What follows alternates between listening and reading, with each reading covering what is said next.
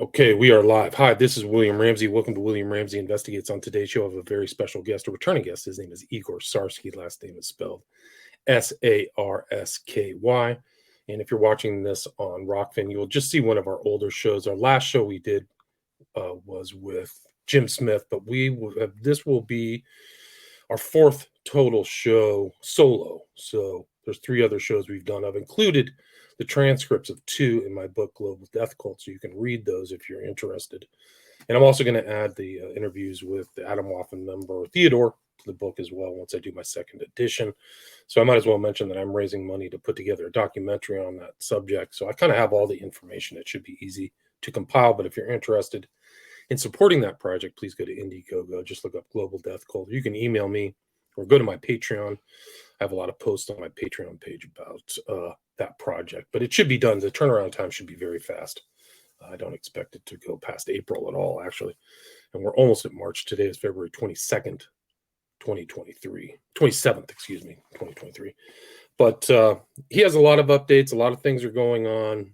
You know, strange things are happening in the world. So I'm delighted to have him back. So Igor Sarsky, welcome back to the show. Thanks for having me, Will. I enjoy being here.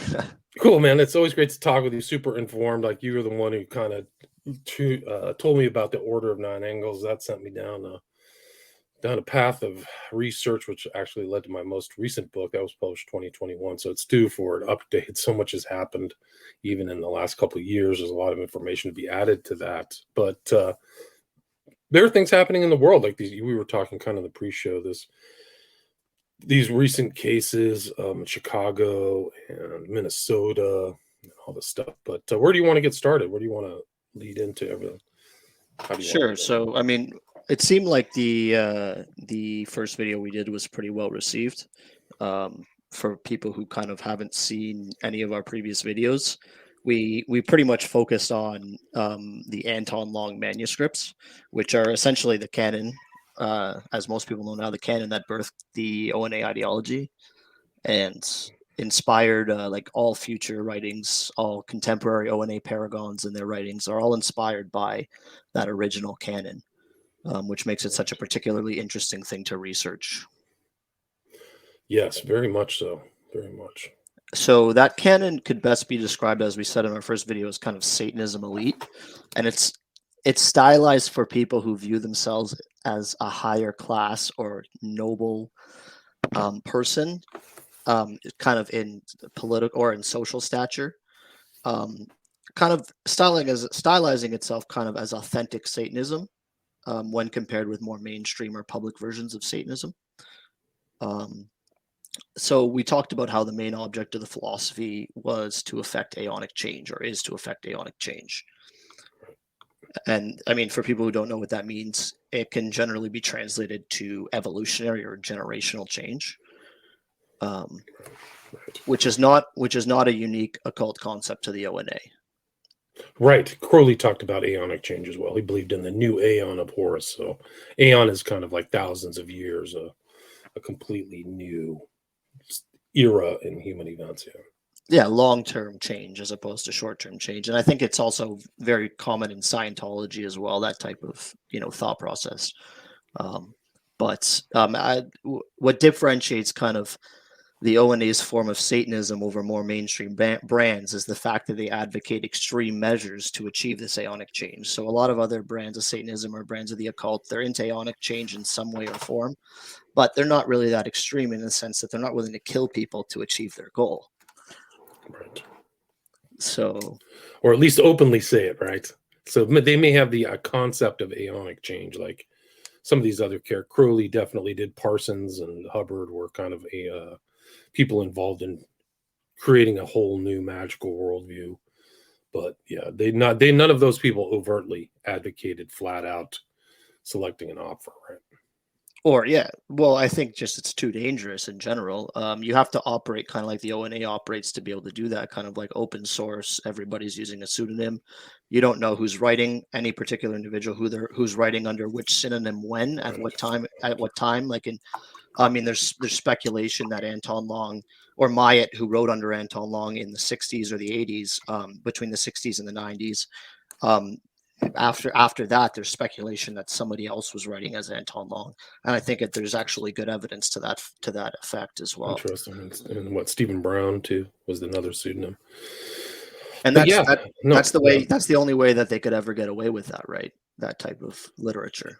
Right, good point. And I think that one of the journalists that ties into the Daniel Hussein case, the guy who killed 2 women at a birthday party in northwestern London, was that it tied it back to this one writer in Utah who was writing supposedly for the Temple of Blood under a fake name, but tied into kind of O9A ideas. So that was kind of an interesting insight.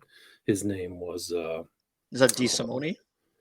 Yeah, DeSimone was the journalist, and the guy who was writing in Utah was the rug cleaner. I forgot his name right now. I see his face. It was the guy who was writing about, your wishes will be granted by some demon. Are you talking about Sutter? No, he wrote for Temple of Blood first. But he was a Utah Satanist who wrote, it was... I think I know who you're talking about. It's not coming to mind though either, yeah, which is odd. It'll come to me in a second. So one of the most controversial aspects about extreme measures to achieve aeonic change that exist in the O9A kind of Anton Long manuscripts is this particular form of extreme negative eugenics called culling, or human culling, which seemed to be quite a popular topic with a lot of people. It's kind of a topic that kind of supersedes the O9A and kind of bleeds into other areas of the occult, and neo-Nazism as well, in terms of negative eugenics. So this quote by Anton Long kind of, I think, perfectly encapsulates how important culling is to the doctrine, which, I mean, I don't think a lot of people who are researching the O9A impress upon how important they place this aspect of the philosophy. And if they did, they probably would realize, or they probably would come to the same conclusions that I do, that there's some danger here with potential real life crimes. But so the quote is that culling is one of the primary things which serves to distinguish us, our sinister kind, from those who pretend to be sinister, of the left-hand path, or who describe themselves as Satanists, but who lack our inner sinister nature. And that's an Anton Long quote from the culling texts. So the analysis of that is essentially pretty simple. It's pretty straightforward. It's that if you're following the O9A and you're a true O9A follower, you have to believe in the culling doctrine. And anyone who doesn't isn't truly sinister in nature. They're not real, right? So for just from that quote alone, anybody who claims to be O9A, they're either claiming that they've called, or they're just not technically O9A from Anton Long's standards, which I think is important, because at the end of the day, people who are reading this, impressionable people, you have von Neudegems of the world who are reading this this doctrine, they take this as gospel, right? Right. So trying to find, let's see, Daniel Hussein. This is the guy who did Lucifuge, Rosaphile, or Rofaxile, or whatever. That's the guy who killed these 2 ladies. But he was tied into a guy who was writing for the O9A, according to Daniel DeSimone, or how you pronounce it. Yeah, I mean, we can kind of get into the Temple of Blood. We didn't really talk about that. There's been a lot of recent research about federal connections to the O9A. I'm fine getting into that in a little bit. Let me just finish on this tangent. Yeah, go for it. So basically, the concept of culling, it's just so core to the O9A philosophy that you have to wonder why more journalists who are covering this aren't pointing this out. But so the interesting part about culling, and as I said, I was an SFK researcher before I even saw the O9A. The reason why people are so interested in the connection between the O9A and the SFK, and the reason why our first video was so successful, is because people see the connections between the victim typology of a culling victim and the modus operandi of culling victim, of how to achieve a culling. And they see the connections in real life.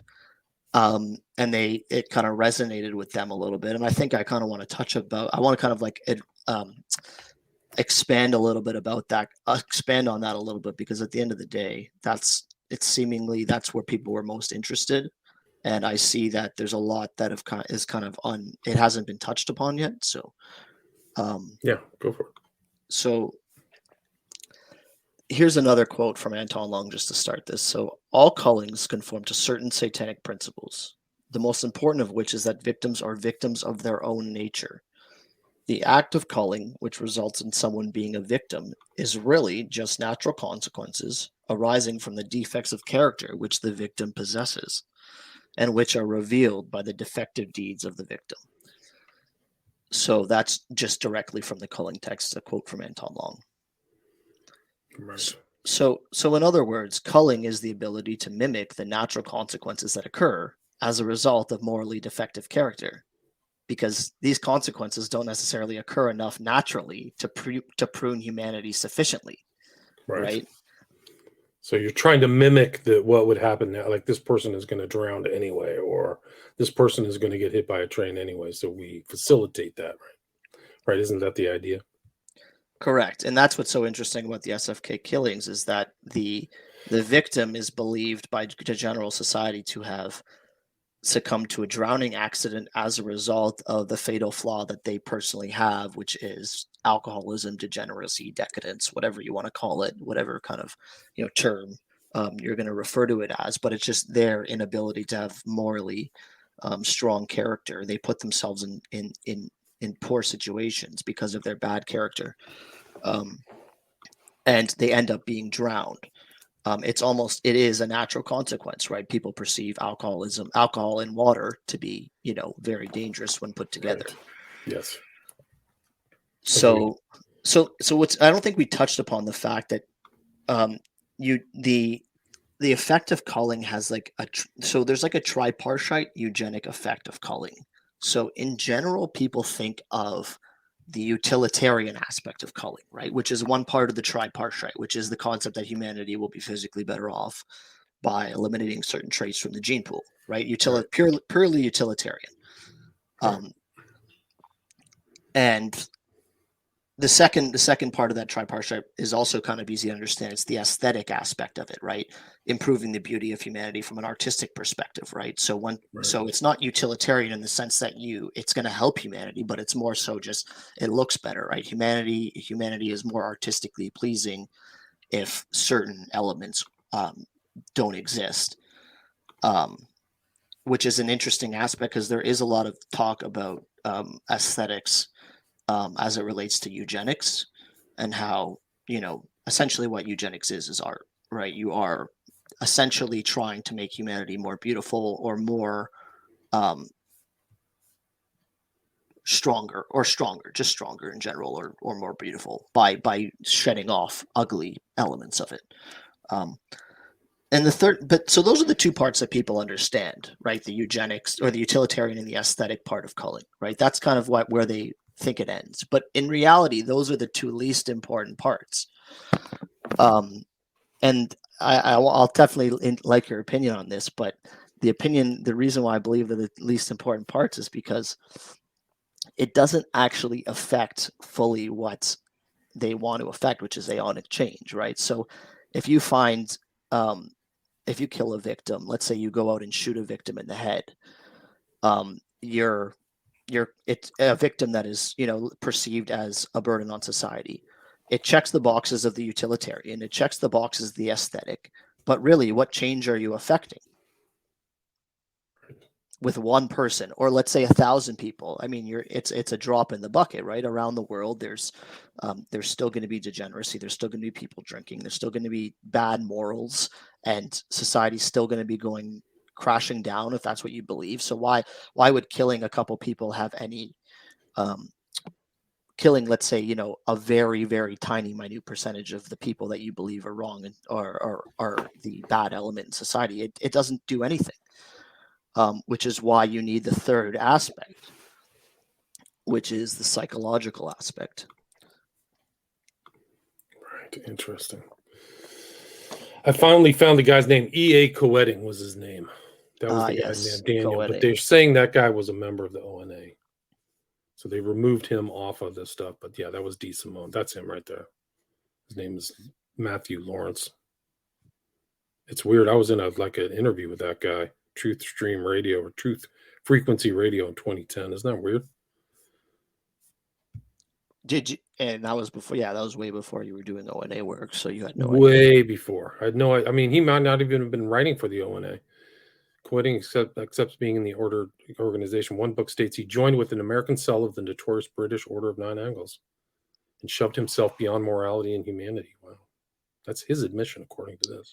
So beyond morality is the aspect of nihilism, right? So that's a big part in kind of, left-hand path Satanist. And it's not nihilism in the sense that, everything is worthless, so go out and drink yourself to death. It's nihilism in the sense that you want to reduce everything to a intrinsic value of zero, or you want to reduce everything to a basic value of zero, so then you can turn around and use your senses to assess what has intrinsic value and assess intrinsic value to certain things from the basis of zero, as opposed to the basis that society places on certain things like things that aren't necessarily don't have any intrinsic value, but are present in society, which is kind of like that. That's how nihilism works into the thought process. Is you want to reduce everything to zero, but then you want to assign your own values, become your own god, like the Nietzschean kind of aspect of it, right? Right. So Nietzsche is very important. But just to read this, Coetting's works openly discuss and encourage murder. One of his texts he recently promoted on YouTube advises people to study terrorist methods, quotes the Moore's murderer Ian Brady, and states, always remember the first rule of murder, never kill a person that you have a reason to kill. The text was written for an American Satanist group, Temple of Blood, whose violent material has appeared as an influence on 7 young men recently convicted of neo-Nazi terror offenses. So they're advocating for motiveless killing. Right. What does that sound familiar? Very familiar. Part of a larger British organization, Order of Nine Angles, its extremist material advocates child murder, sexual violence, with members appearing at the sites of dreadful crimes to celebrate what happened. Wow. Crazy. So we were talking about the psychological aspect, and that's the most important because it changes the way people think. And as a consequence, it changes how they live their lives, how they raise their children, how future generations think. It's the most important element of culling because each specific death in of itself is only the removal of a very minute percentage of the problem. The only way to truly affect evolutionary change is through the first two elements being checked, but also through the psychological element and how the death or the tragedy is perceived by the public and how it affects their perception and their their psyche. And this kind of leads into Greek tragedy, which is a very important aspect of kind of the occult. And Anton Long himself is, known for translating Aeschylus and Euripides. And what's so interesting about Greek tragedy is it gives you perfect insight into the psychological aspect of culling and why the perception of the death, right? So we go back to the quote that I read about Anton Long, is that the act of culling, which results in someone being a victim, is really just natural consequences. So he's basically saying that that's how it has to be perceived, right? It just has to be perceived as natural consequences, right? They were a degenerate. They put themselves in a terrible position, which is not necessarily true, right? I've been a very big advocate of that the victims are stereotyped for their lifestyle, but that's the way people perceive it, is that the victim had a fatal flaw, and as a result of their fatal flaw, they succumb to drowning. And that's why this leads into Greek tragedy, because that's very similar to Greek tragedy in that the actual purpose of Greek tragedy on the stage was to allow certain feelings and lessons to be felt and learnt by the audience within a safe confines of viewership. So the viewer the purpose of drama from the beginning, right? It all goes back to Greek. Correct. Aeschylus, Greek stuff. Yeah, wow. And that's what the smiley face means. Smiling through tragedy. There's a tragedy component to the smiley face, the esoteric meaning of the smiley face. And I'm getting into that here. You just nailed it, because the psychological. No. You're right on it, because you just hit the psychological aspect of it, which is the Greek tragedy function aspect of the smiley face killer, which is where I want to lead into this, which is where my theory gets interesting, because as I said, there is no culling without the psychological aspect of it, which is ensuring that the death is perceived in a certain way by the public. Right. And that validates the entire correlation or connection between the symbol and these deaths. That's correct. Correct. So right from the beginning. Yeah. So the viewer kind of, as it relates to Greek tragedy and catharsis, the viewer of the tragedy, the person who's viewing the tragedy, or the person who reads about it in the news or hears about it from a friend, they superimpose themselves onto the tragic hero, and they kind of absorb lessons and feelings that the writer inserts into the story as a means to affect psychological change. And so the writer essentially transmits, psychologically transmits the fatal flaw of the tragic hero onto the audience. And through this process, the audience gains a cathartic release from emotions which might have otherwise put them in similar situations in their life. Interesting. So think about that from an angle of the Smiley Face Killers, how the deaths are perceived by people to be as a result of the fatal flaw, which is the degeneracy, which is putting themselves in bad situations, which is not having moral character. I'm not saying that that's the case, but that's how society perceives these deaths. No doubt. That's the biggest ruse of the entire phenomenon, is that everybody's saying, oh, these guys were out partying or they drank too much. Therefore, this is a tragedy. What a loss, you know. Their lifestyles yeah, the were the parents reason. didn't raise them right. They were doing, you know, it really is like. And what do they go and do in their real lives after saying what you just said? After making those comments, what do they go and do in their real lives? The victims or the victims' families or the people? People in general, victims' families, people who hear about it, people who make those just comments. It's a tragedy. That, you know, that was their own, you know, moral failing. That's what led to these boys' deaths. And then psychologically, in their own life, they go and they live and they have it in their mind to not put themselves in that situation because they've already experienced it, like through a cathartic release, right? They've seen the death. And that's essentially where Greek tragedy gets interesting, because Greek tragedy, the element that they were trying to superimpose upon the audience was the element of hubris versus sophrosy. So the tragic flaw in tragedies was hubris, and they were teaching people not to be hubristic in their everyday lives, but instead exercise sophrosinic behavior. And sophrosine is the antonym of hubris, and it can best be described, or it's defined as moderation. But that's also not just the Greek drama, but that's their philosophy too, right? Correct. This hubris, and you know. They built the philosophy into Greek tragedy, and the Greek tragedy was the function in which people learned to not live hubristically, but instead exercise sophrosine, because they might find themselves in the exact scenario the tragic hero was in, and they're going to be different. They're going to be better. They're going to change the way that evolution exists by you know, raising their kids right and teaching their kids about, you know, the dangers of this and that, right? It even goes into Aesop's fables, right? So you have Aesop, yeah. The guy looking too long into his reflection drowns. The guy flies too high up and towards the sun, right? Which Icarus, yes. There's also I think there's another guy where he steals his father's chariot and drowns. I don't know if that. I can't remember what that one's called, or who that. Anyways, water theme in Greek mythology. Yeah. So this aspect of psychological change, right? Stylizing a death to ensure that it has maximum psychological impact on people, right? Just kind of goes back to the idea of the pharmakon in ancient Greek social ritual, which I'd like to kind of mention because I think it's just a fantastic tangent. Yeah, Aeschylus there, father of Greek tragedy. So the pharmakon is kind of a close concept to René Girard's scapegoat mechanism. Interesting.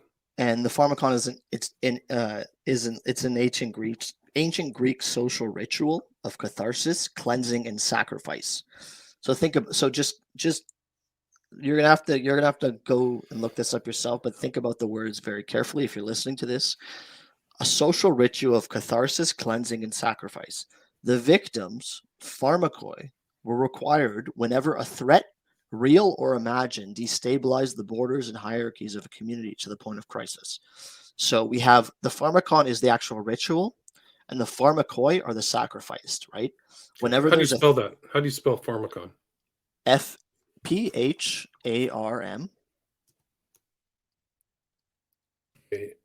RM. Yeah, and then AKON. With a K. With a K instead of a C, yeah. There you go. Concept intro of Jacques Derrida. Pharmakon, and where that needs to be the remedy, poison, or scapegoat. There you go. So it's very close to the idea of it's rooted in the word pharmacy, right? So I'm just reading a passage here from a scholarly article. So pharmakon is an ancient Greek social ritual of catharsis, cleansing, and sacrifice. The victims, pharmakoi, which is spelled the same way but with an I instead of the N at the end, pharmakoi, were required whenever a threat, real or imagined, destabilized the borders and hierarchies of a community to the point of crisis. So whenever a community was in a crisis, they had to commit this social ritual to cleanse individuals in the community. Wow. And that goes back to Girard, right? He said that scapegoating is crucial to societies. Correct. All societies have a scapegoat. Yeah. So, Jewish. I mean, you can just go all the way through all the wars, the Holocaust, the Christian. I mean, what do you call it? The Armenian genocide. These were all scapegoats. These are all people like, we got to get rid of this poisonous thing. And so they're scapegoating people within the O9A philosophy too, right? Scapegoating the, what do you call it, Homo hybridati or whatever they call it. Correct. So whenever there's a threat, real or imagined, so some of the threats can be described as disease, war, famine, lack of resources. When there's a crisis that disrupts the community to the point of escalating, quelling this becomes a psychic and social necessity to avoid irreversible damage. And so how do you quell it? You could quell it through the pharmakon ritual. So a pharmakoi would be chosen from among the marginalized and either ritually murdered or exiled, typically bathed, adorned, or treated as sacred. This act of unifying violence through sacrifice would expel not just the victim, but also all the social ills that the victim would come to represent. All evil, violent, and immoral acts become associated with the pharmakos, regardless of his guilt. Which is essentially what's happening with the Smiley Face Killers.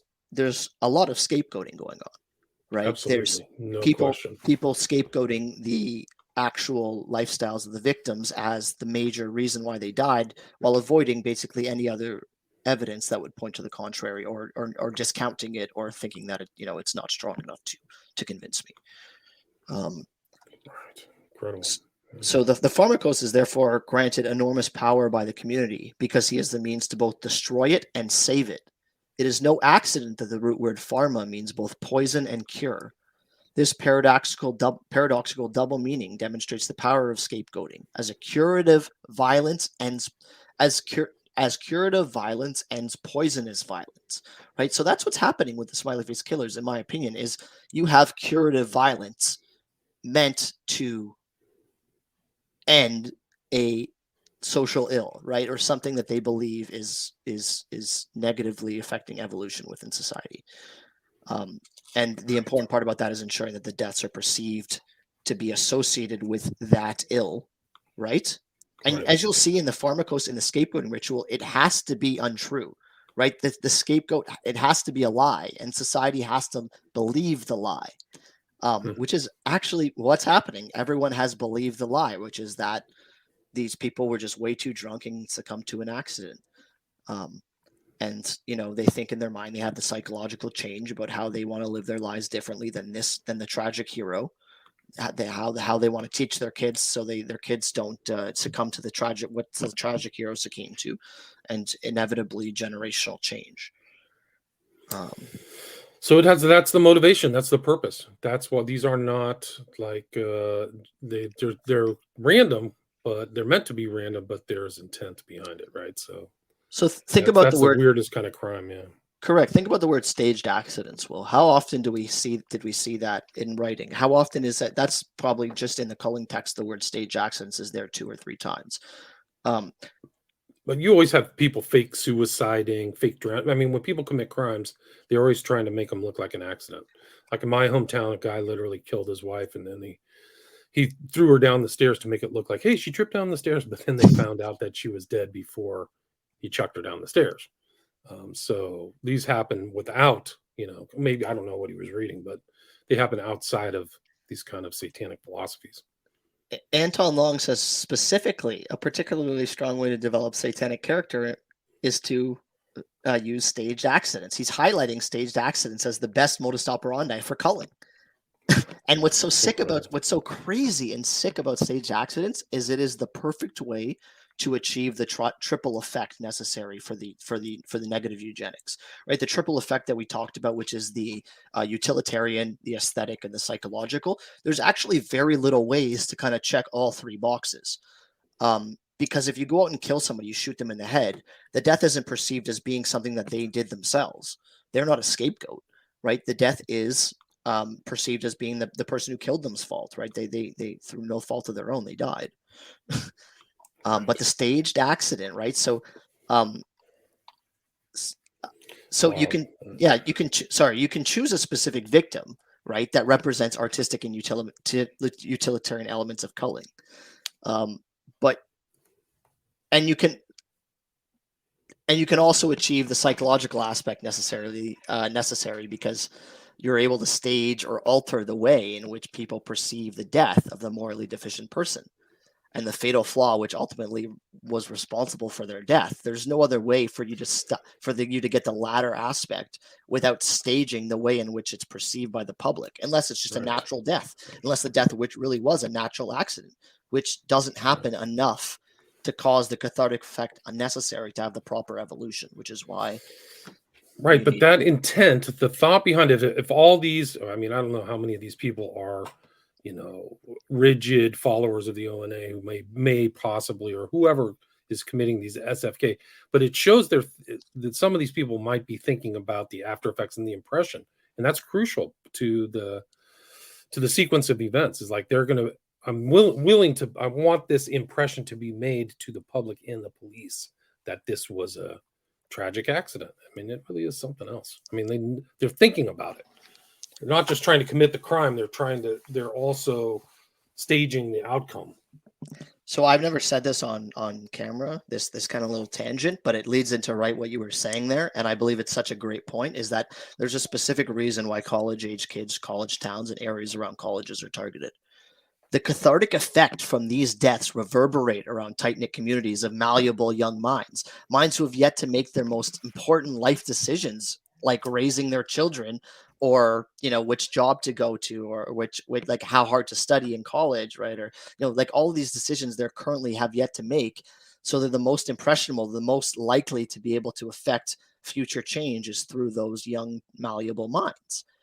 Targeting adults in this sense is not effective because adults have already made most of their important life choices, including what lifestyles they want to live, how they want to raise their children. There's nothing left to psychologically affect as it relates to evolution.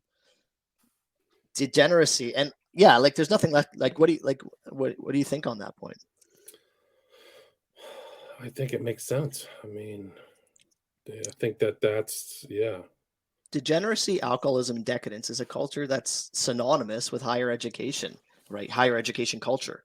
Right? Oh, it's part of the process, isn't it? I mean, I don't know if anybody was untouched by that. Yeah. Correct. It is. So by targeting these individuals, you're having the psychological effect at the most crucial time in the most important people's lives, where they can actually decide to work hard, make something of themselves, raise their children, to have strong moral character, and rather than succumb to like a hedonistic lifestyle synonymous with college. Right. Oh, interesting. Yeah, it's an interesting thought. Also, I think just to take it one step further, it's kind of no wonder why why the most obvious SFK footprint exists in Wisconsin. Why is that? Just most drinking? It's indoors. Correct. Outdoors. Yeah. Yeah, from a practical perspective, if you're trying to achieve them like the highest or the strongest psychological impact from how the death is perceived, you would target areas where you perceive the most issues to be present. And Wisconsin is an interesting case because it's statistically known as the drunkest state in the U.S. It has been for a while. Most colleges in Wisconsin are connected to the University of Wisconsin system. So it has 23 universities and 13 universities and 26 campuses, I believe, across the entire state, which all under the University of Wisconsin banner. So it's a basically the college culture that exists there is within that web of universities and is partially responsible for the state's drinking stats. And it certainly could be perceived that way. Yeah, like Wisconsin used to be like the biggest brewery state too in the whole country, and there's still probably tons of breweries and things like that. Yeah. Correct. Beer and cheese. Yeah. So the interesting part is that the cathartic effect that you'd achieve in Wisconsin would be larger than other areas because it would reverberate within the web of the University of Wisconsin system, which are all under the same university, right? They're different campuses, and some are different universities, but they're all under the same banner, which is the same system of universities. So it's almost like state sanctioned, and it's interesting, as I said, why Wisconsin was being targeted. The killers were looking to have the maximum effect on the way people, viewed that lifestyle. Makes sense, assuming that that these are all people who've come across this ideology. Yeah. Well, that's what's interesting is I think you know about the satanic letters of Stephen Brown, obviously. I think you did a whole chapter. Exactly. I mean, that satanic letters of Stephen Brown, it's pretty obvious that the culling doctrine is not unique to the O9A. And rather the O9A was just a vessel which transmitted this kind of like oral esoteric knowledge to the public in writing. So it's hard to say that it's just the O9A that you have to be worried about because he's talking with the Temple of Set and Aquino, and he's basically saying that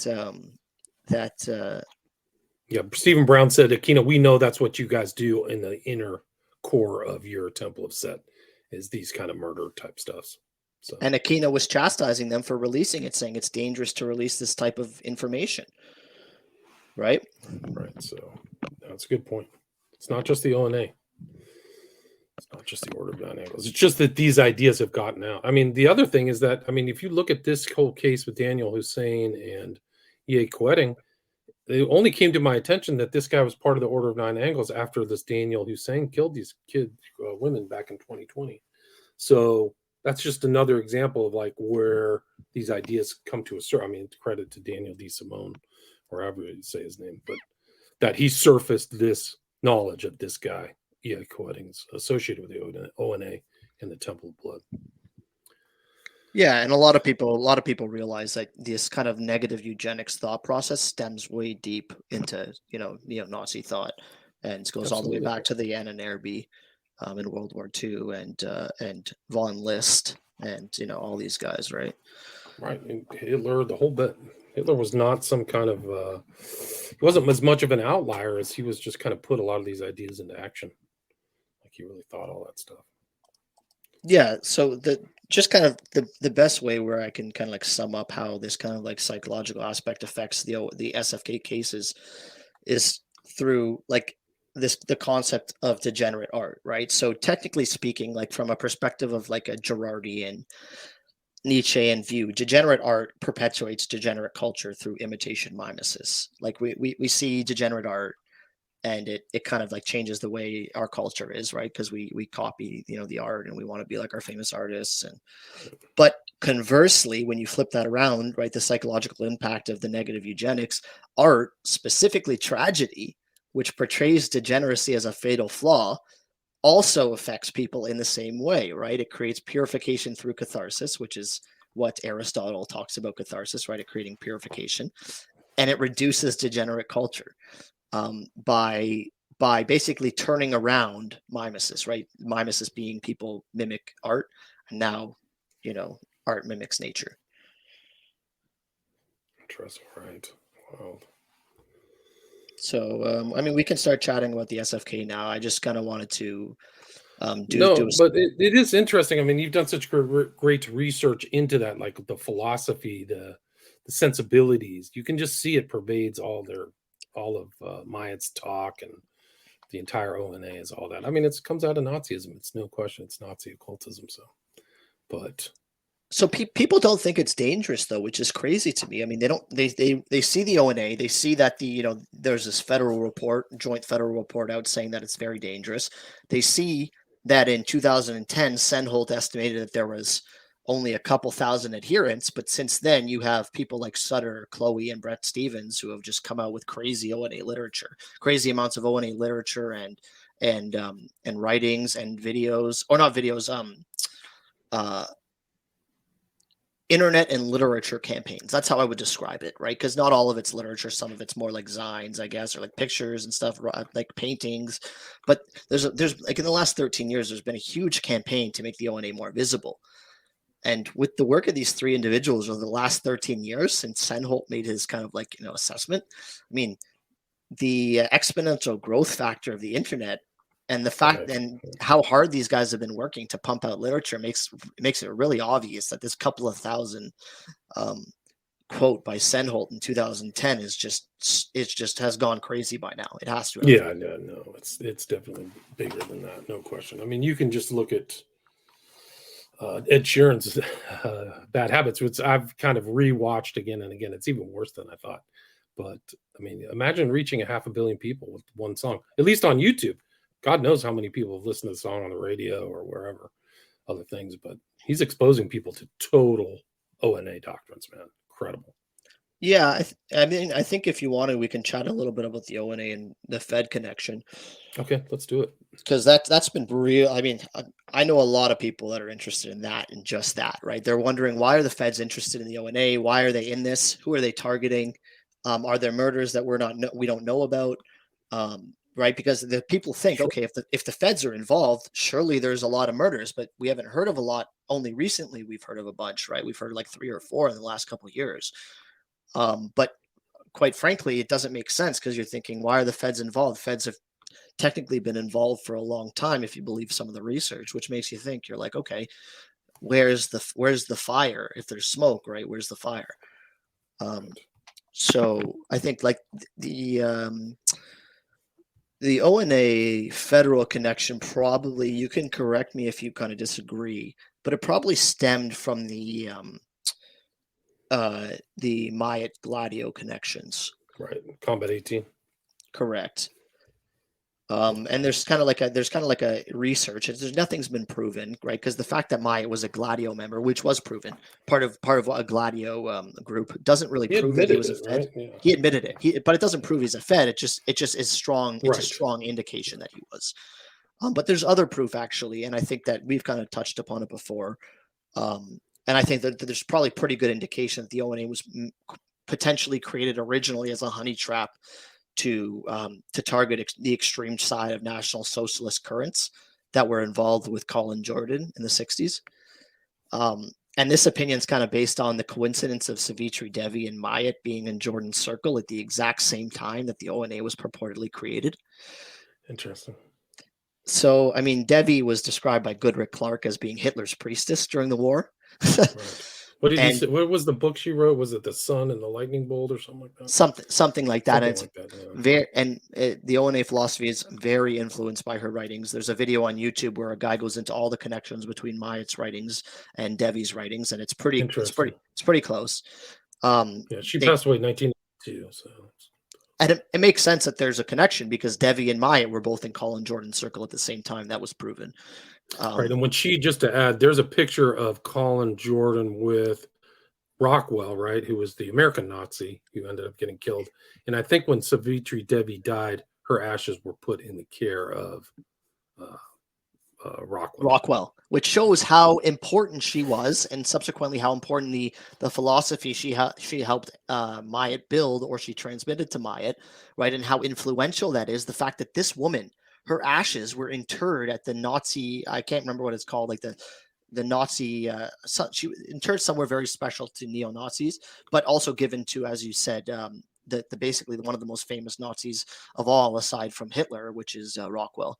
Right. So it says here, I mean, granted, this is Wikipedia, but it says Debbie's Hall of ashes Honor. were shipped to the headquarters of the American Nazi Party in Arlington, Virginia, where they were purportedly placed next to those of George Lincoln Rockwell in a Nazi Hall of Honor. So there you go. So it was That's from Goodrich Clark. There you go. Yep. from Goodrich Clark, which is a good source. So she was interred right next to Lincoln Rockwell, which really should open some eyebrows and make you think, okay, the O9A isn't just its solitary bubble, right? Right. You have to think of the O9A within the context of its neo-Nazi roots and where it came from, and then in my opinion, that's where it has to strike home that it's dangerous. Once you see who it affects and where its roots come from, you have to make the assertion that it's dangerous. There's no Myatt way. knew Jordan. He was an associate of Jordan. Colin Jordan was Colin Jordan, right? I think that they were, very much in the early movement of the Nazi Party in the UK. So Devi, she was known for being a spy for the Axis powers during the war. But I think what's so interesting about her is she seemingly faced no repercussions for her involvement with the Nazis. When they were trying and hanging people in the Nuremberg trial, she was somehow free to travel across Europe and stay active within the National Socialist movement. This is not possible, in my opinion, if she hadn't flipped or been working for the Allies in some factor. And this is kind of reinforced, I believe you made this connection where she was connected to individuals who are known to be Mossad agents, or one individual, I believe. I can't remember the name of the guy. She was friends with Skorzeny? Otto Skorzeny? Yeah. Otto Skorzeny, yeah, I believe. It says here, Savitri was an associate of post-war years of Francois Dior, Otto Skorzeny. Skorzeny was the guy involved with he was involved with Mossad, right? That was the guy. No doubt. Yeah. Proven Mossad asset. He would set up a lot of these rocket scientists that were hired by Egypt. He would set them up like he would be the friend that would set up, and then the Mossad would come in and kill. There was a famous guy that he set up, but yeah, he was definitely. He was super dangerous. Otto Skorzeny, I think he was in it for himself after the war. But there's like a picture of him with Hitler. I mean, he was always talking to Hitler and some of these other rough characters. I mean, they're all Austrian too. So think about it from a common sense perspective. You have Savitri Devi, who's likely involved with in some type of form. She was involved in spying during the war, and the only explanation is that she's working for the other side while she's now traveling the country, while basically everyone involved with the Nazis was running and being hanged in Nuremberg. So she had to not being rat-lined out. She meets up names. Yeah, she meets up with Myatt in Jordan's circle, and the O9A is birthed, right? Myatt, who already has his own kind of Fed connections through Gladio. So to me, those two kind of connections really hammer home that it probably was likely that Savitri Devi wasn't just some, Nazi activist who was, giving this doctrine to Long and working with Long or Myatt to kind of for her own reasons. It was clear that they were using this to entrap people in Colin Jordan's circle, who they believed as having extreme negative eugenics views, which is common with National Socialists or extreme National Socialist thought process. Let me see if I can find this. A picture of Rockwell. For people who don't know what Rockwell or Colin Jordan look like, here's a picture of them together. Devi, it's worth pointing out that Devi also fits the profile of the older female Runwatha, who Long writes transferred the O9A doctrine to him. And I think that's a pretty strong connection to Devi, aside from the fact that their writings are so similar.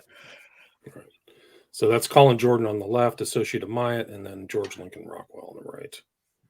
He was why would Myatt and Devi, both with their federal connections, show up in Jordan's circle at the same time and come out with the O9A doctrine? I mean, it's pretty obvious what they were aiming to do. And maybe they succeeded, maybe they didn't. I mean, we wouldn't know if they entrapped the people they wanted to entrap. We would never know. They would never tell us, right? Right.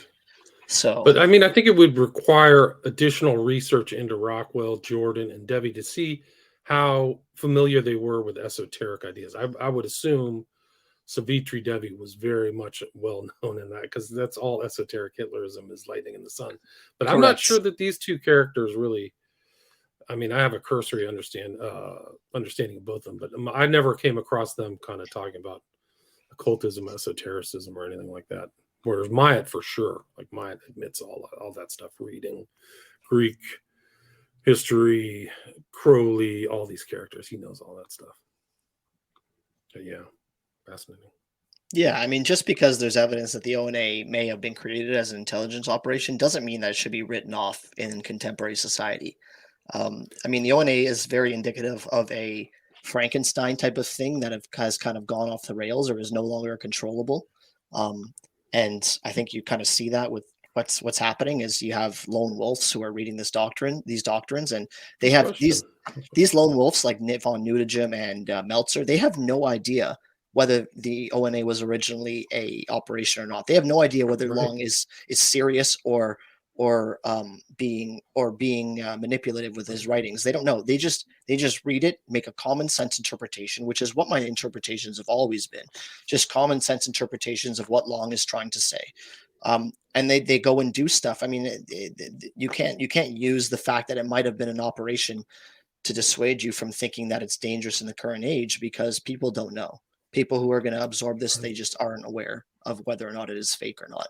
It was originally fake or not. I mean, right, but its ideology still is applicable, right? People are still reading it. It's obvious that whatever they unleashed has real world consequences. There's no doubt about it. And those guys are clearly not Intel assets. So like a lot of the stuff, whereas with Suter obviously has been, busted. Myatt, who knows, but he's been in jail for other things. Myatt has, but I think he got busted for fencing or something like that. But I think if it was an operation, it worked way too well, and it appeared so authentic to the point that it's convinced so many people over the last 50 years, and still convinces people to this day. I love von Nudegem and Meltzer. Yeah, and you can. What's the other guy? Fleming in the UK, and all these other offshoots that have occult, ideas in them. Krieg, Sonnenkrieg, Adam Waffen, right? Got influenced or infiltrated by O9A doctrine. So, I think that was their intent, though. That was their goal. That was kind of my stated goal in his autobiography. So whether that's dishonest or not, I don't know. But he doesn't, I don't know. Just my interpretation of Myatt has always been common sense, because I want to keep it common sense interpretations, because that's how I view people, like just a typical Joe when he reads these things, how he's going to view it, right? And what his interpretation is. I'm not making any I'm not getting creative with my interpretations. I usually like to read a quote by Anton Long, and then I'll analyze it. And I think that my interpretations are very common sense, and that should scare a lot of people, because you got to think who else is reading this and having the same common sense interpretation, and they're a lot more dangerous than I am, right? So and there's known kind of intel books that have been put out. The Protocols of the Elders of Zion was put together by Russian intel, but people are still reading that like it's real, right? They think that this is one of the most effective anti-Semitic, anti-Jewish propaganda pieces ever made. So, what's this idea? Like, they're putting it together with the idea that they want to accelerate things, subvert things, and kill off the people they don't like. So I think the O9A, in that regard, you have to see it as the desired intent, the consequences of their desired intent, to me. So, that's a whole nother book in itself, is all of these kind of intel influenced movements and ideas. It really is. I was shocked to find out. I was talking to Hans Uter, and the Course in Miracles comes out of MK Ultra. Like, it was all, this person was like an MK Ultra psychologist putting together this book that's still going around. And Marianne Williamson saying it's legit. I had people I grew up with who loved the Course in Miracles, and it's almost like Scientology. It's this self-training. You are, quote, guided, but you're literally programming yourself psychologically by using the Course in Miracles. It's incredible. It's incredible. Just like you said, people who are reading the O9A, they don't know its Genesis story. They probably don't even know who the hell, Myatt is, or Savitri Devi, or some of these other characters, but they're integrating the concepts and ideas. And the same thing with this Course in Miracles. They have no idea. I would say 99% of the people who come across A Course in Miracles, which is a very well put together, it's almost like its own Bible. That I would say 99% have no idea that it has an MK Ultra, behavioral science, psychological background at all. Think about how amazing just that is. I mean, I know it's out of the context of, it's within the context of this conversation, but just the idea that there's this book out there that's supposedly providing you with spiritual insight was literally out of like a funded program from the United States government. It's incredible. So, Well, it's clear that the feds are still involved in certain O9A circles, and it makes sense because the federal involvement within like National Socialist and neo-Nazi roots goes so far deep. yeah, I mean that it totally makes sense that they're poking around groups that are extreme negative, that have extreme negative eugenicist views. So there's it's no also, doubt. I mean, we can talk offline. I don't like to give away government things I think are government ops, but some of these there is public research. There is public research for that, though, right? We're not just speculating. There is the DeSimone research, right? Which doesn't prove it, actually, because if you read the research in itself, it only proves that someone is accusing Sutter of being a federal asset. There actually is no tangible proof that he has been a federal asset. There's no log sheets or anything like that would prove it. There's just some guy in a court case accusing him.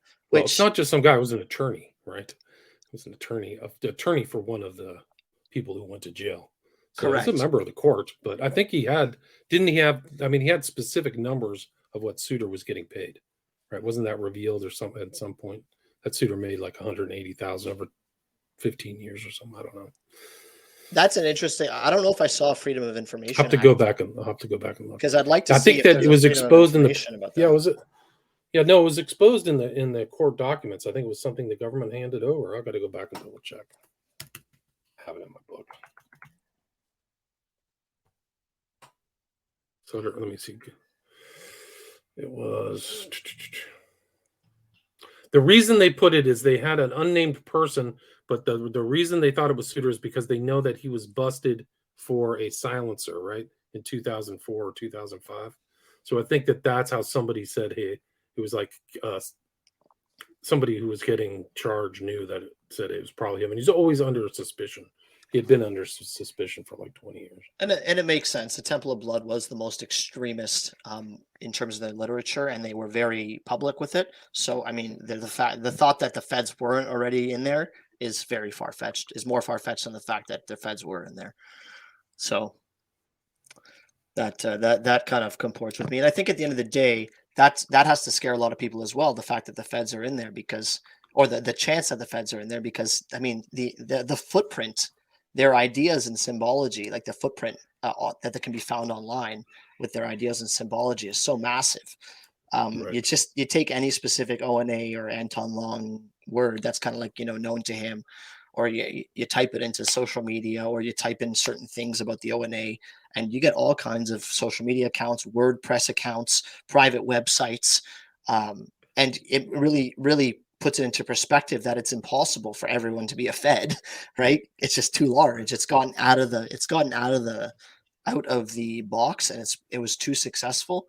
And I think that's the scandal. If it was a operation to begin with, is that it just worked too well, and it convinced too many people, and it still convinces people to this day, and as evidenced by the footprint that exists online. What happened? This is in the court case. It was the Caleb Cole case from 2021, and it was the FBI told the defense counsel for Cole that they had a confidential informant as part of the investigation on Cole, paid him handsomely.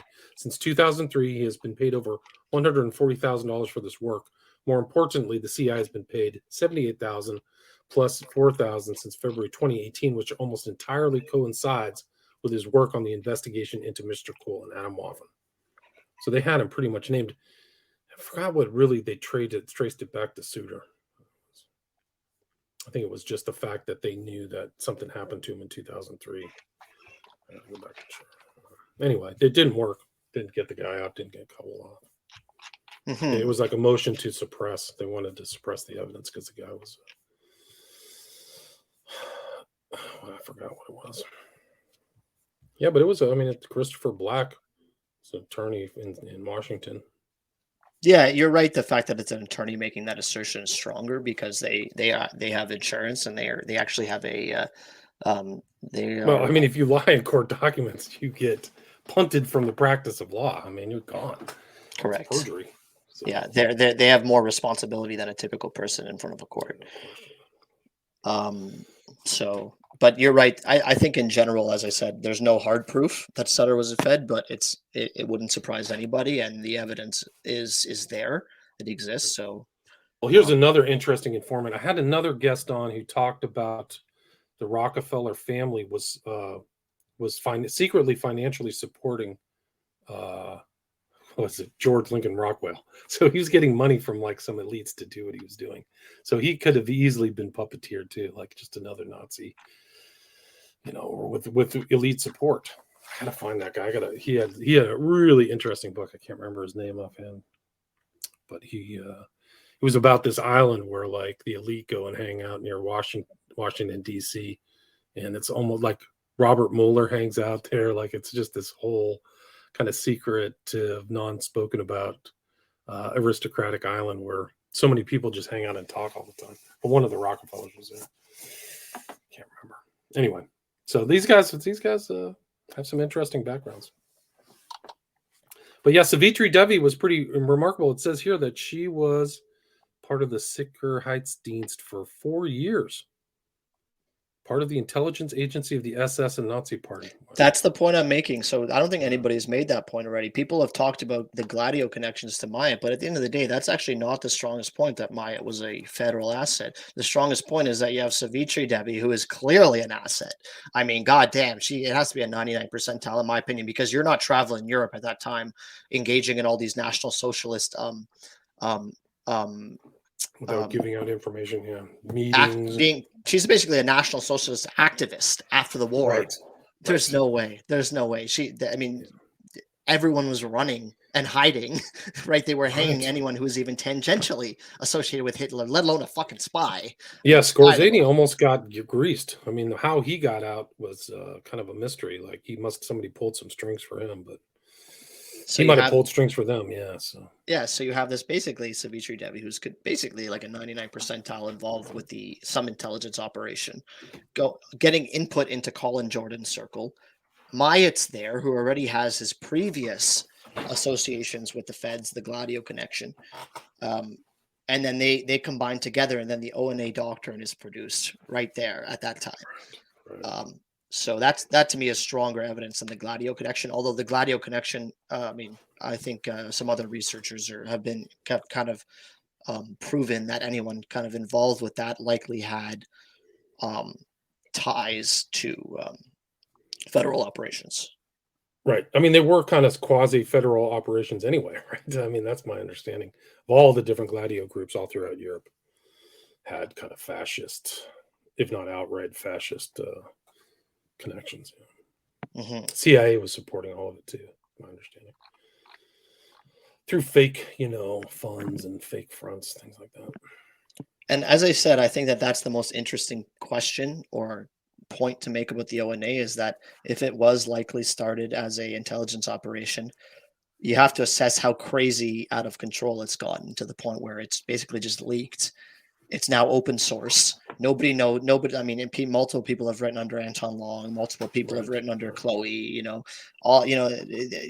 Nobody is who they say they are 100%. It's gotten so out of control where it's impossible for somebody like von Nudegem, who's reading this, to decipher that it's fake. It's impossible, and they read it to this day, and they believe they adhere to it. And they believe it's gospel, or it really is what it purports to be, which is an elite form of Satanism.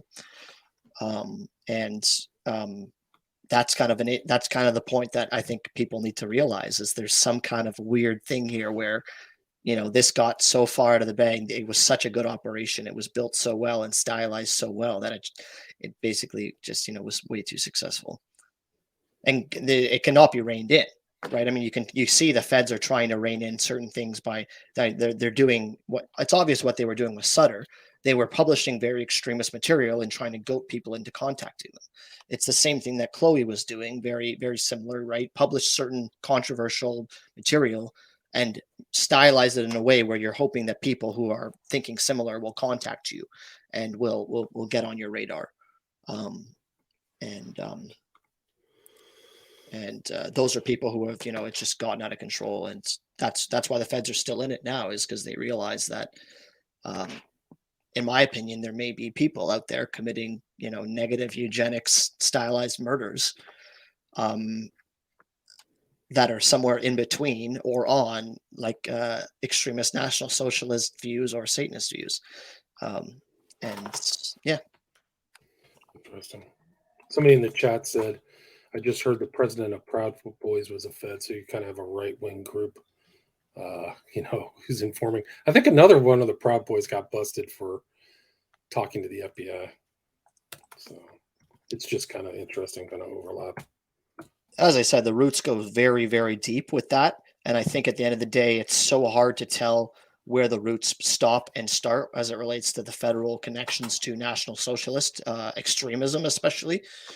So to think that they're already involved in the O9A, or they are involved in the O9A, is very obvious, and I think it's very likely.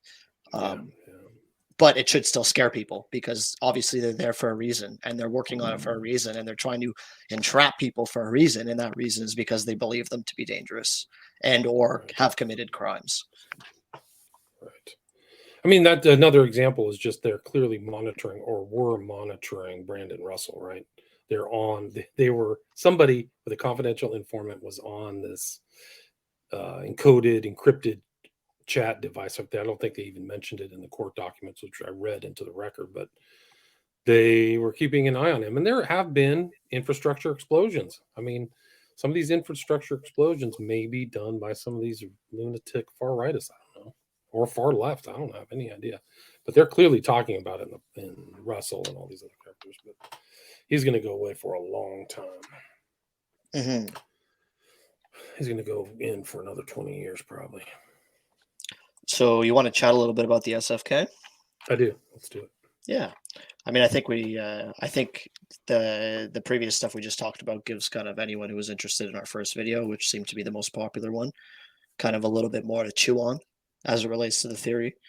But the SFK, I mean, the SFK is a body on its own, is kind of a topic on its own, and it can be discussed and analyzed from a criminological perspective without kind of assessing any type of philosophy or ideology you believe is involved.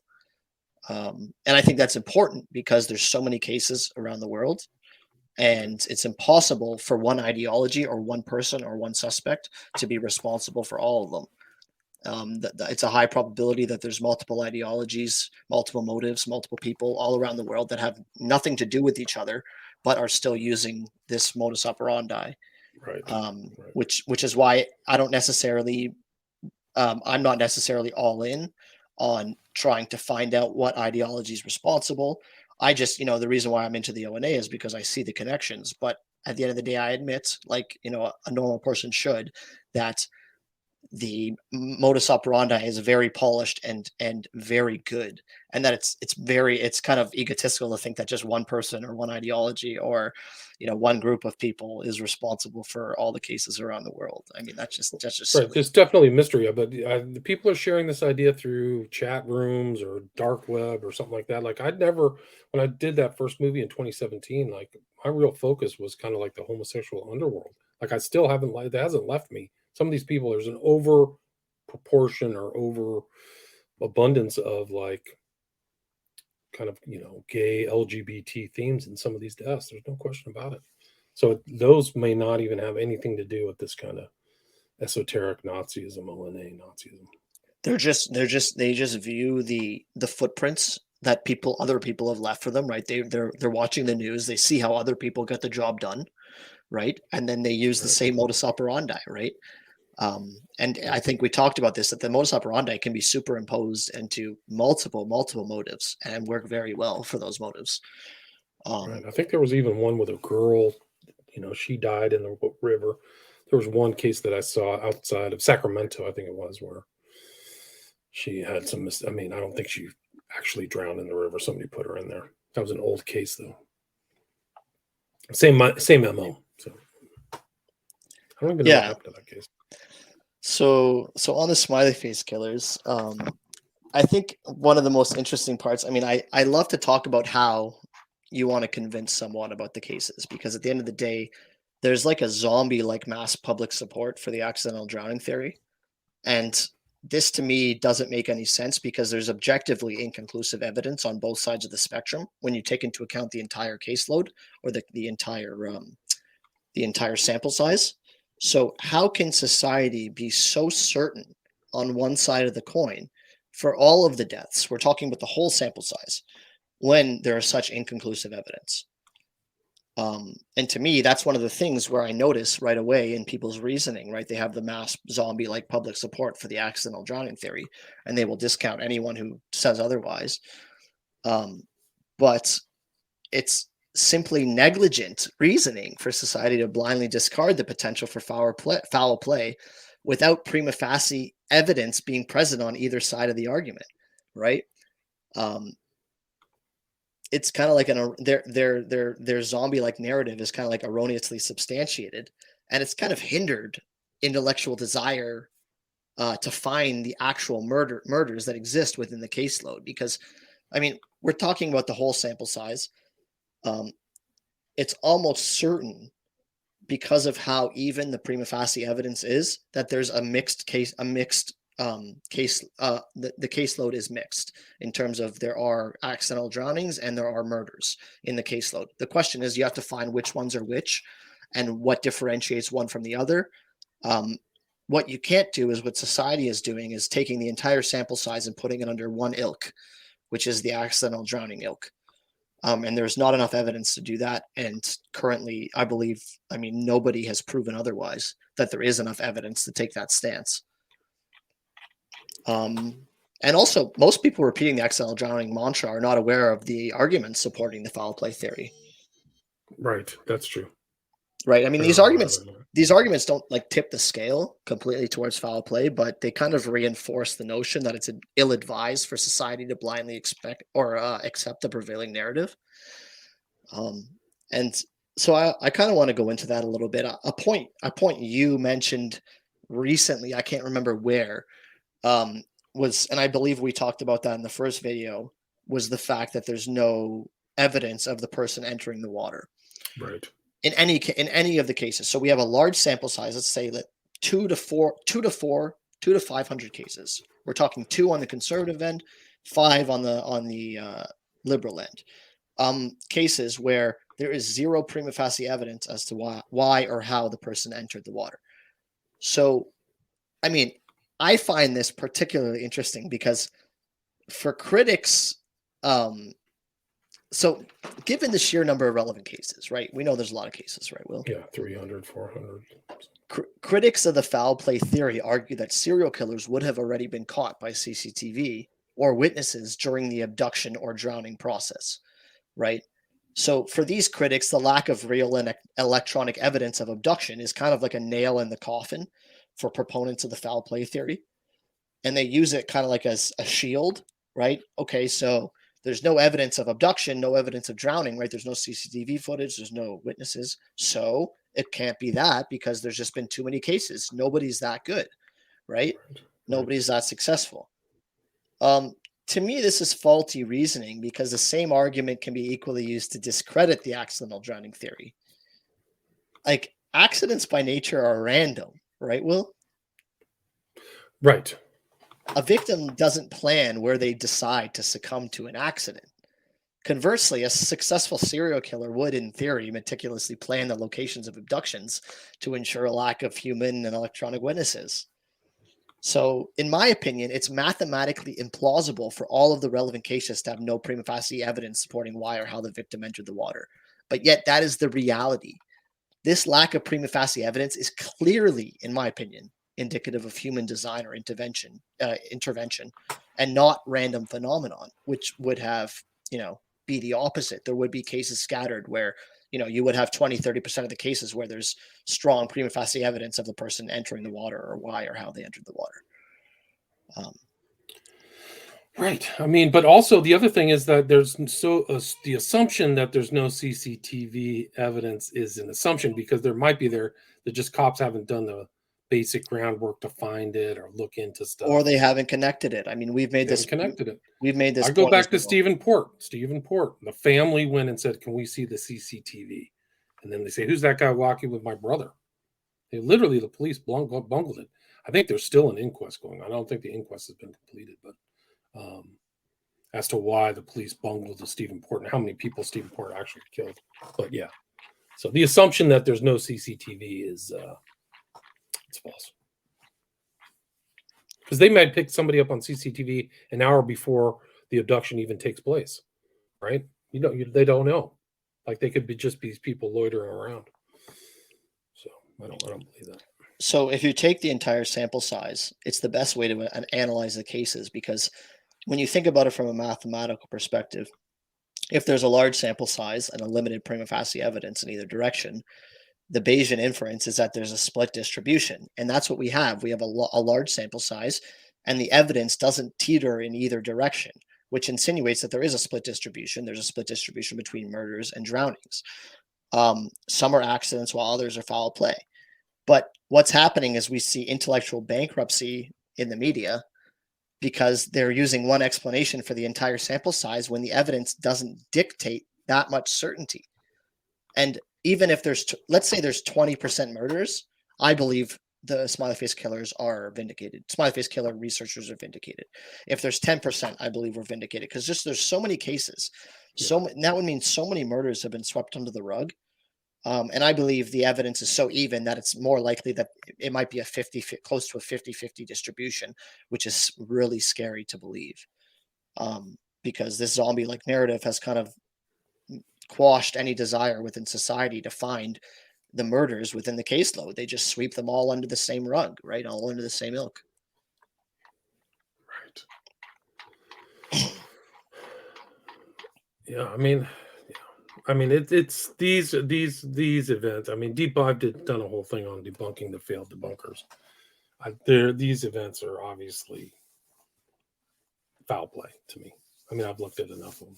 Their bodies are missing for a long period of time. They're not necessarily drowned. The medical examiner's a chump. Like the one in Dakota, what was his name? Dakota James. The medical examiner bungled it. Totally bungled it. Totally proven by Cyril Wecht. I could have figured it out. I'm not a medical examiner, but I would have gone, what's that rope burn around his neck? It's obvious. Didn't even write it in the freaking medical exam. So, I mean, the whole country's infested with chumps. But that's a whole nother story. So that's another problem, really, with people being so certain about the accidental drowning theory, is that they're ignoring all of the investigative inconsistencies associated with the accidental drowning narrative. Right. Yeah. Right. So right. The narrative, the accidental drowning narrative, is clearly incongruent with many circumstances surrounding the nature of the disappearances. Right. No, it's almost actually laughable. It is laughable. Yeah. That's why I was kind of laughing as I said that. Yeah. In many of the cases, so a couple of the inconsistencies are really interesting. So if the first one being distance that the person has to travel. So in many of the cases, the victims found in a body of water were relatively far from the location where they were last seen. But so this is weird, because if the victim was sentient enough to walk the distance required to get to the accident location, how did they suddenly lose the sentient capabilities needed to exit the water after falling in? How did they fall in to begin with? Right? Because we're assuming that they're so drunk that they fell in, but yet they were sentient enough to get to that point, right, where they walked all that way and they got to that point. Right.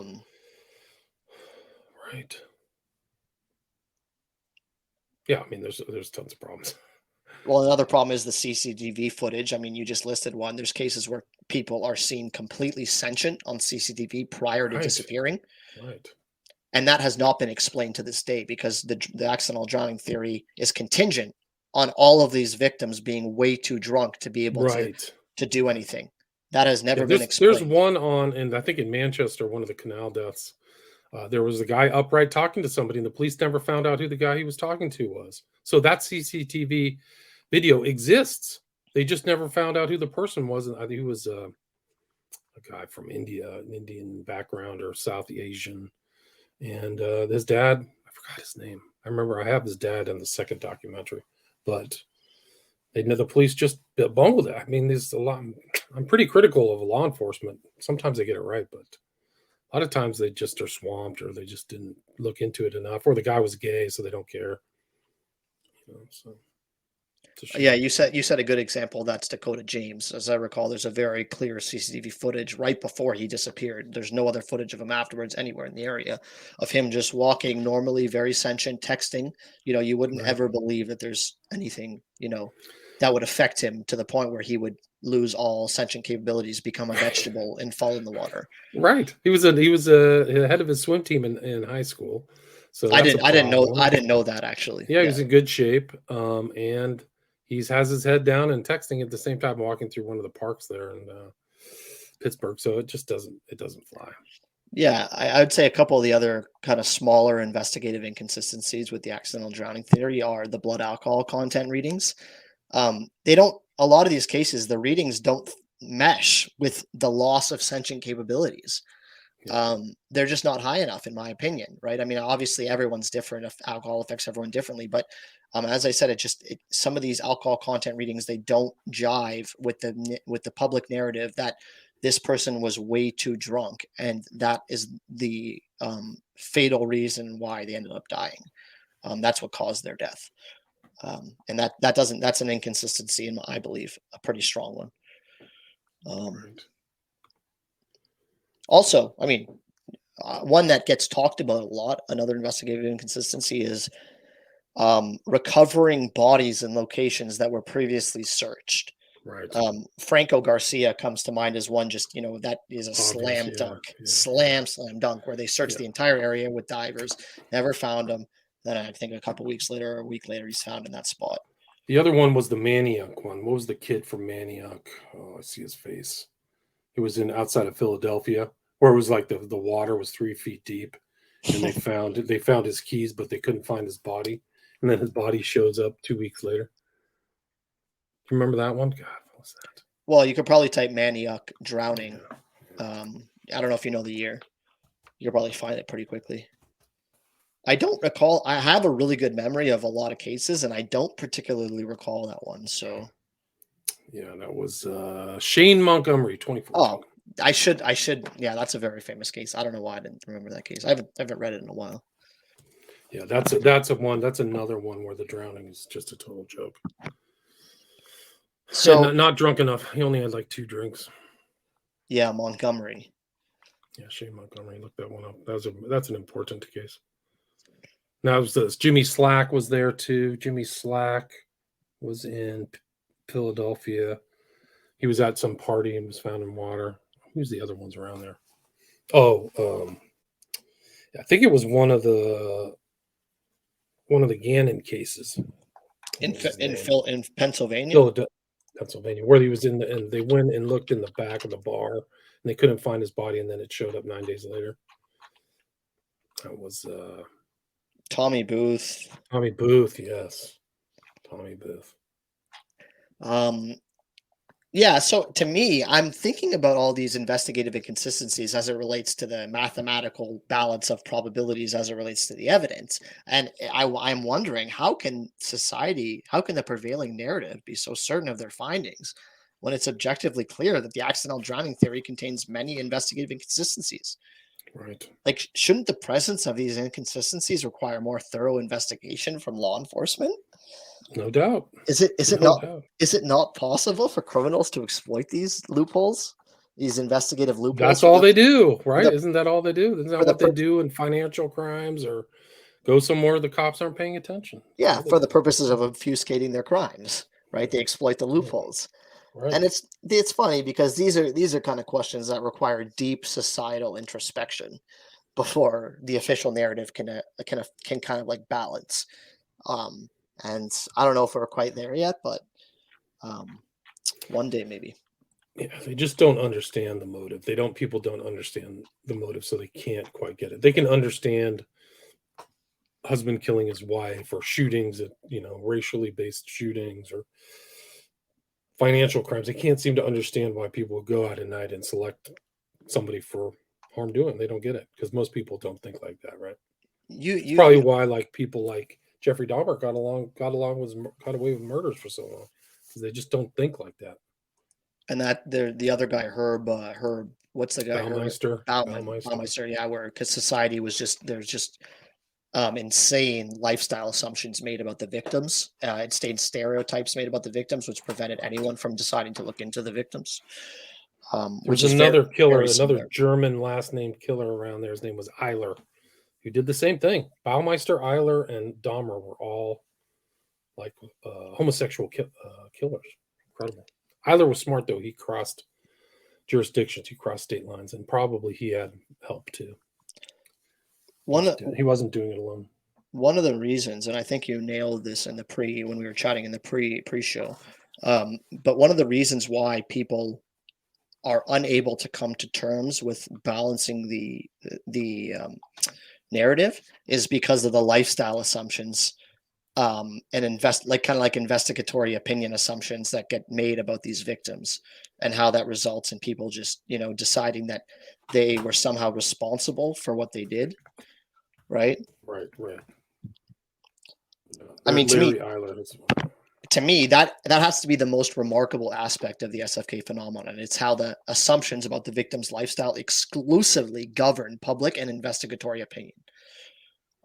So, like in the eyes of the public and investigators, if the victim was unwise and immoral enough to binge drink and leave a bar alone at an odd hour by themselves, they are complicit in their ultimate fate. We don't need to know what happened to them. We just need to know that they were somehow in some way responsible, and thus they don't deserve justice, or they don't deserve a thorough investigation, or they put themselves in that scenario. And this assumption of complicity, right, the victim was complicit in their death, is more potent if the victim ends up in water, because it perfects the narrative surrounding the dangerous trope of mixing alcohol and water. Right. If the victim's not found in water, it's harder to have that same lifestyle assumption. But if the victim ends up in water, it perfects that trope, which is, when you're drinking, be careful near water. Right. Look at this guy's face, Baumeister. You would never think he was a full-on serial killer. I think he killed 23 people, at least 23. It's incredible. Yeah, Baumeister, so similar to the SFK murders. He would target people coming from bars or that he met at bars. He targeted people who who are stereotyped by police. Police throughout his entire killing spree believed all the victims had transient lifestyles because they were homosexual, and because of their lifestyle, that was the explanation for them going missing, was their lifestyle. It wasn't actually a killer. Which is what's happening with the SFK case. People are assuming that it's their lifestyle that killed them and not actually a killer. It took them a long time for them to catch Baumeister. And actually, he might never have been caught if he continued his modus operandi. He let one guy go, right? Interesting. I think the reason he got caught is he was doing some really freaky shit with one guy who got out and called the cops, and they started investigating him, and they found all the bodies on his property. And what's interesting is he fled to Ontario, and then he committed suicide. So I mean, there's a lot of indication that he might have had accomplices, and that he might have been murdered by accomplices to keep quiet. Because if you're going to commit suicide, I don't think you flee all that way across the border. I mean, you do that if you're trying to hide. You don't do that if you commit suicide. Right. If you commit suicide, you just do it. Right. You just do it. He was trying to go and hide. Maybe one of his accomplices lived there. Maybe that's where he was, told to go, hide, lay low, and somebody obviously killed him, in my opinion. Or he committed suicide, as possible, but somebody might have killed him to ensure that whatever was really happening with these cases didn't get out. Because I don't believe he's responsible. I don't believe he could have done what they said, which is 23 deaths all on his own. He buried them all by himself. He had no help. He didn't do it, with anyone else, right? He just, did all the digging himself. He, all the sexual mischievous nature stuff was all him, right? And it was nobody else, right? I don't necessarily believe that. Yeah. Yeah, I did another show. What was the guy's name? It was Kraft in the LA, killed like 100 people. And McDonough, who was the author of that book, said There's no way he could have acted alone because somebody had to be driving when some of the bodies got chucked out of the cars. So some of these guys are working in tandem. Same thing with Eiler. It was Kolarek was her name. That's the author. But she's like, yeah, Eiler had this other guy who was suspected to be an accomplice, but they never busted him. And Eiler died of AIDS, I think, if I remember correctly. But yeah, Herb Baumeister. I would say the last thing that kind of prevents the narrative from balancing, despite the fact that the evidence is pretty even, right? It doesn't lean in either direction, is kind of like the economic and political perspective. Also, that kind of goes into the political aspect of the police culture. Right. Yeah. Hyper political, right? Hyper political environment. Yeah. I mean, it is understandable that politicians and law enforcement would, in the absence of evidence in either direction, lean heavily towards the accidental drowning theory. I mean, this ensures students keep coming back, politicians keep getting reelected, nobody gets fired, everyone gets promoted. I was talking to one guy, who was who was it? I've had so many interviews, but he said it was the Amityville, Jaws excuse, right? There's no problem in the water. There's no shark, right? Get everybody back here, right? And there's so much money involved in that, especially if we just talk about the Wisconsin cases, the fact that all the Wisconsin universities are under the same banner of University of Wisconsin, right? They're like called University of Wisconsin Whitewater, University of Wisconsin, Madison. They all have, University of Wisconsin, but they're where they are. And it's, it makes you think there's a whole network of universities there, the amount of money that gets poured in there. It's almost like the killers are making a statement like, we could be as blatant as we want. You still are not going to have any motive or any desire to call out your previous errors or the fact that, we've been getting away with this for 20 plus years. Don't you think it's the instincts of all universities is to keep all these negative tales on the down low? The first instinct is just keep quiet. They have publicists, right? And it's all about the money. I mean, the amount of money that must flow into this Wisconsin university with 23 campuses.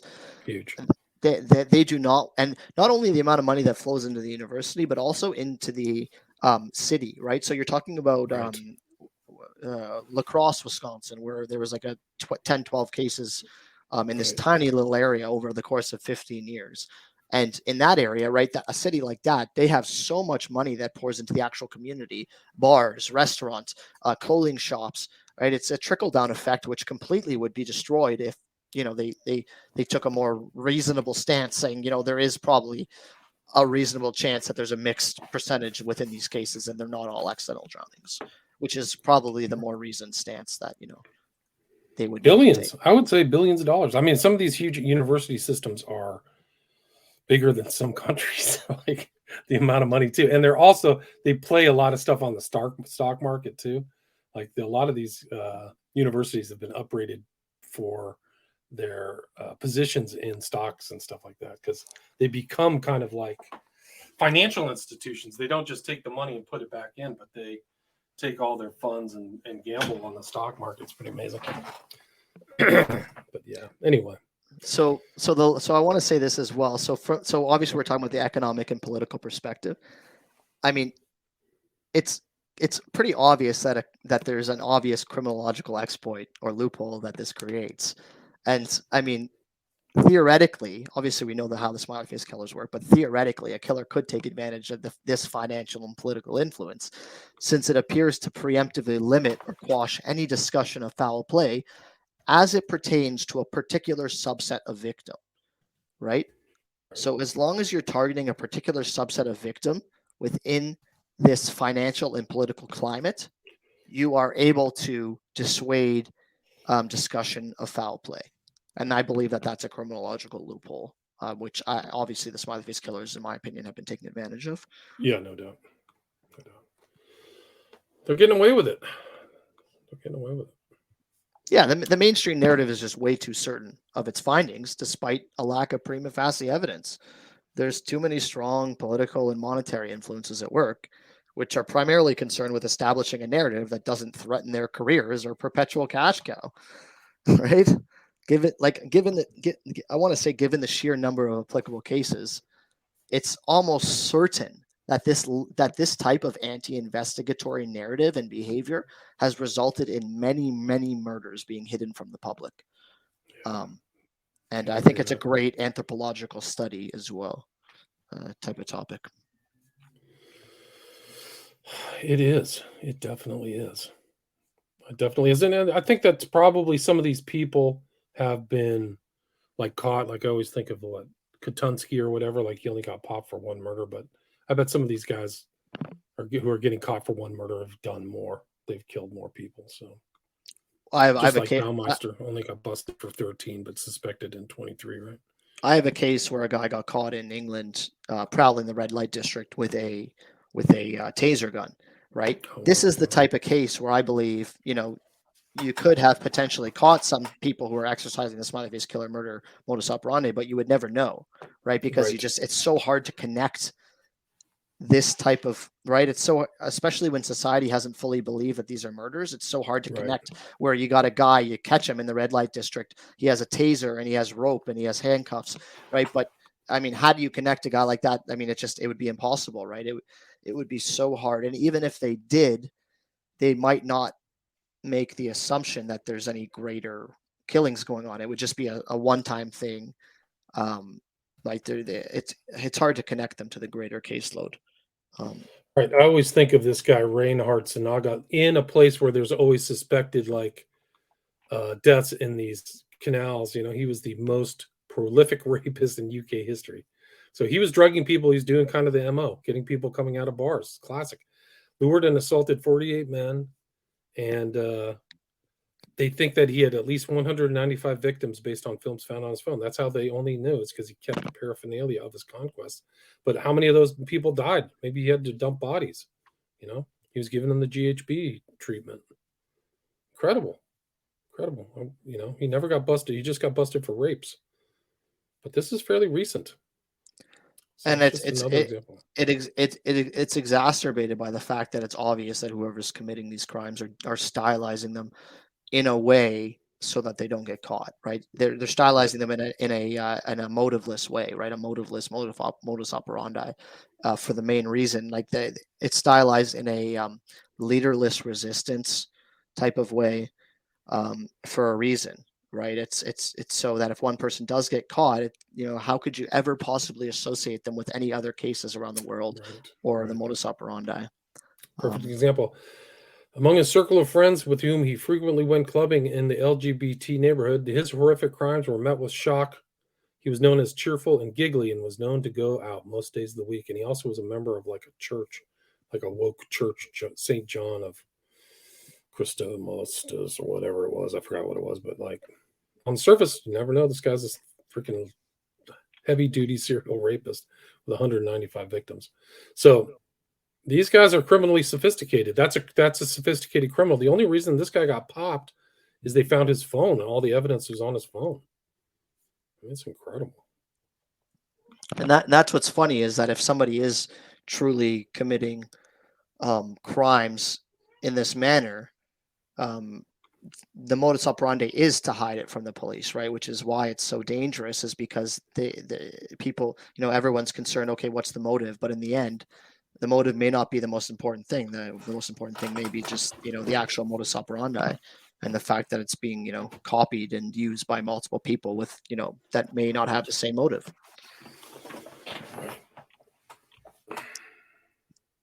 My cat is being a pest. She has to come in whenever she wants. She cannot have the door closed or else she starts whining. Well, we've done almost 2 hours. Is there anything you'd like to wrap up with? No, I think we've done a good job. I appreciate you having me back. Yeah, my pleasure. And I always like to talk about the SFK or the O9A. Those are two topics that certainly interest me considerably from a criminological and from an anthropological perspective. And I believe they interest everyone else in society as well. And I believe a lot of the interest is being swept under the rug for the reasons we just discussed. A lot of the kind of the balance of probabilities with the evidence is being swept under the rug, and people believe there's a stronger balance of probabilities than there actually is. as it relates to the accidental drowning theory. And I believe if people knew that it was as balanced as it was, the narrative might start to change, and they might start to realize that there are murders in these caseloads. And just the question is just how many, right? Just how many. How's it going on, and where did they find the MO? How did it get spread around the world? I think is a good question. I also on that note, I don't know if it necessarily needed to be spread in the sense, but if you're reading the news or watching the news, you see the footprints left by other people and how they get it done, right? All you need to do is look into the Smiley Face Killer theory and realize this is really good. This I could do this. I could do that, this. right? Exactly. I could drug. Yeah. So you just the other thing is like you're not in any crime. They're not done until somebody gets killed, right? So some of these people are just like the Sinaga guy. They're just getting busted for drugging people. You know, just like Dahmer actually, he was drugging people left and right. So at what point does it turn into a crime? What do these people do?